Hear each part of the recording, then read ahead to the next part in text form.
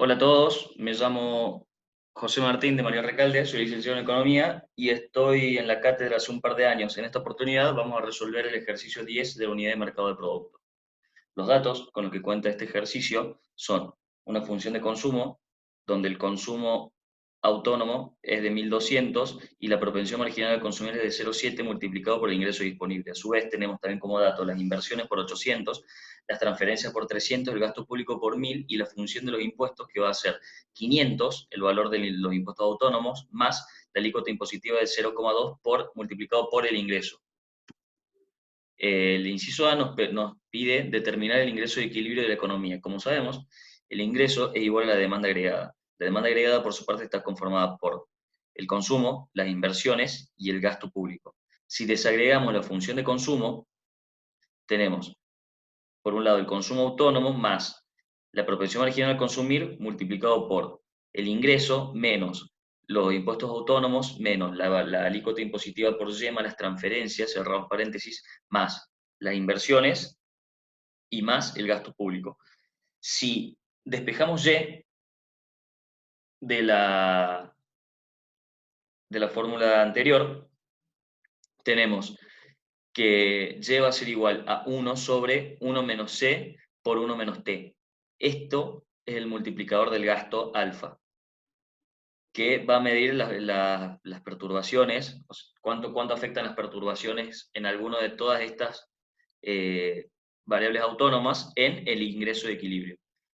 Bueno, retomando, tenemos que Y es igual al multiplicador por el gasto autónomo, que el gasto autónomo va a ser toda esta parte de acá, que está compuesta por el consumo autónomo menos la propensión marginal a consumir por el impuesto autónomo, más la propensión marginal a consumir por las transferencias, más las inversiones y más el gasto. Realmente, para calcular el ingreso de equilibrio tenemos que el producto del multiplicador del gasto por el gasto autónomo.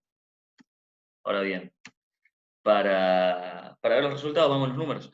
Reemplazamos directamente con los valores que nos dieron como dato eh, dentro de las funciones del multiplicador del gasto y el gasto autónomo, teniendo, por un lado, el multiplicador del gasto va a ser igual a 1 sobre 1 menos 0,70, que es la propensión marginal a consumir, por 1 menos la alícuota impositiva de 0,20, dándonos como resultado 2,2727. Si vamos al gasto autónomo y hacemos lo mismo, el reemplazo de todas las variables autónomas va a ser igual a 2.860. Entonces, finalmente, para calcular el ingreso de equilibrio, hacemos el producto del multiplicador de gasto que calculamos recién, que es 2,2727, por el gasto autónomo, que es 2.860, dándonos como resultado 6.499,92. El inciso B, por su parte, nos pregunta cuál sería el cambio en el ingreso de equilibrio si el gasto público y el impuesto autónomo tienen un aumento del 100%.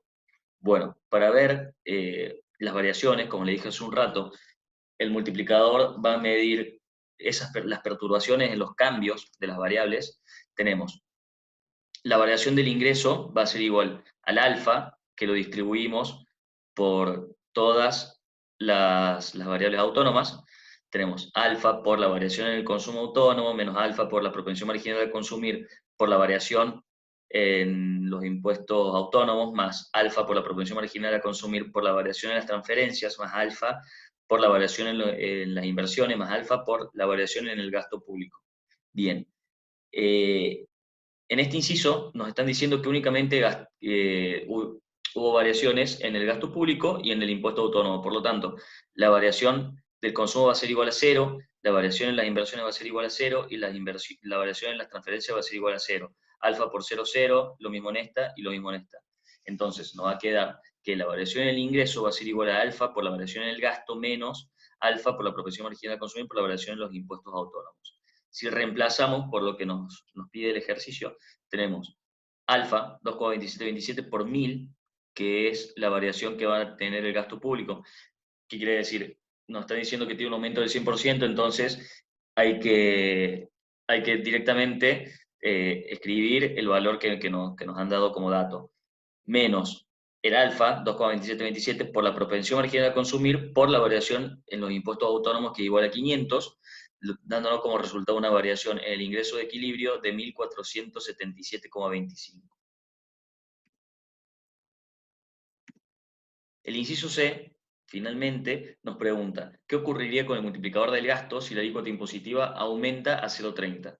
Bueno, por un lado, el incremento de la alícuota impositiva tiene dos efectos. Primero, disminuye la demanda agregada, ya que una suba de impuestos va a reducir la renta disponible y por lo tanto va a reducir el consumo.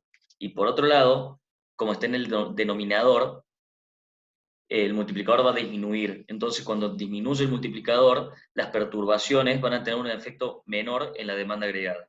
Bueno, si reemplazamos el valor que nos están dando ahora, que es 0,30, dentro del alfa, vamos a tener el alfa prima, que va a ser 1 menos 0,70 por 1 menos 0,30, la nueva alícuota, dándonos como resultado 1,9608. Como vieron, disminuyó el multiplicador, entonces se cumplió esta parte, este efecto. Después, para ver qué va a ocurrir con el ingreso de equilibrio, directamente reemplazamos el alfa prima por el gasto autónomo y tenemos 1,9608 por 2.860, que es el gasto autónomo que calculamos anteriormente, dándonos como resultado 5.607,88. Por lo tanto, vemos que el aumento de la alícuota impositiva va a hacer disminuir el multiplicador y el ingreso de equilibrio. Con esto terminamos el ejercicio 10 de la unidad. Les mando un saludo muy grande.